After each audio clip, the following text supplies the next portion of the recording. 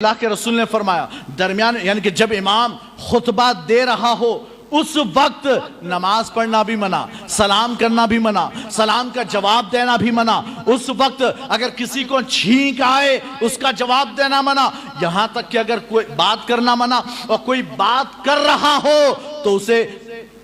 خاموش یہ کہنا بھی منع،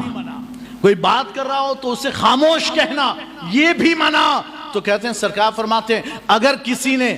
جمعہ کے خطبے کے درمیان بات چیت کی یا کسی کو کہا خاموش، کہتے ہیں کہ اس کا ثواب ضائع ہو جاتا ہے، اس کا ثواب ضائع ہو جاتا ہے۔ عبداللہ ابن القمہ وہ فرماتے ہیں کہ میں آیا مدینہ منورہ، ہم آئے پورے قافلے کے ساتھ، میں نے اپنے ساتھیوں سے کہا کہ تم اپنا کام نپٹاؤ، میں جاتا ہوں مسجد میں، جمعہ کا دن تھا۔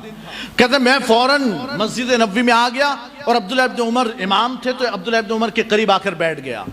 کہتے میں وہاں بیٹھا، پھر جب امام خطبہ دینے لگا تو میرا وہ ساتھی آیا اور آ کر مجھ سے بات کرنے لگا، تو میں نے کہا خاموش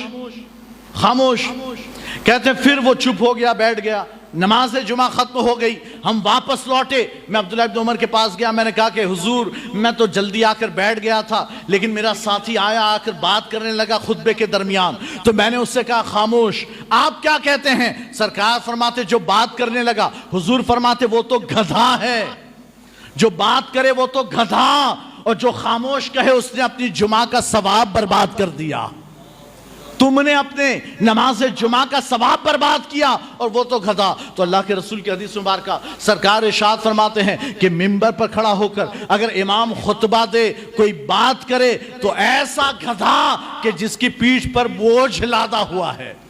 یعنی کہ وہ اتنی دیر بیٹھا، وہ نماز پڑھ کر گیا لیکن ثواب کچھ بھی نہیں لے گیا،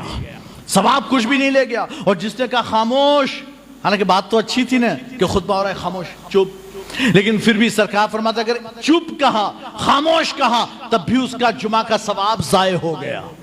تو ہمیں چاہیے کہ ہم خاموشی سے توجہ کے ساتھ نماز جمعہ کا خطبہ سنیں،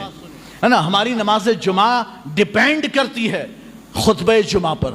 اگر آپ خطبہ جمعہ سے لے کر جمعہ کی نماز کے فارغ ہونے تک خاموش رہے اور آپ نے اس درمیان، اب جب خطیب بیٹھتا ہے پہلے خطبے کے بعد بیٹھتا ہے اور دوسرے کے لیے کھڑا ہوتا ہے، اس کے درمیان جو شارٹ ٹائم ہے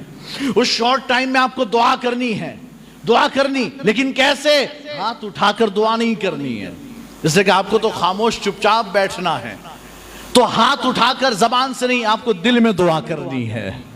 دل میں، اور وہ بھی ہاتھ اٹھا کر نہیں۔ بہت سے لوگ ہوتے ہیں امام نے جیسے پہلا خطبہ ختم کیا اور بیٹھا سارے لوگ یوں ہو جاتے ہیں، نہیں ہاتھ نہیں اٹھانا، اس لیے کہ آداب خطبہ کے خلاف ہے،